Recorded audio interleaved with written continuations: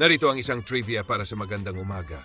Alam mo ba, ang kape ay unang nadiskubre ng mga pastol ng kambing sa Ethiopia noong ika-9 na siglo. Napansin nila na mas nagiging aktibo ang kanilang mga kambing pagkatapos kumain ng bunga ng coffee plant. Dahil dito, sinubukan din ng mga tao ang prutas at natuklasan ang nakakapagpasiglang epekto nito. Kaya sa bawat higop ng iyong kape, isipin mong may kasaysayan ito na libu-libong taon na. Ganda ng umaga, di ba?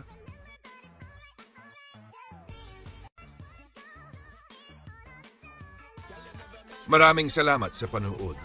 Kung nagustuhan mo ang video na ito, huwag kalimutang i-like, mag-iwan ng komento at i-share sa mga kaibigan para ma-inspire din sila.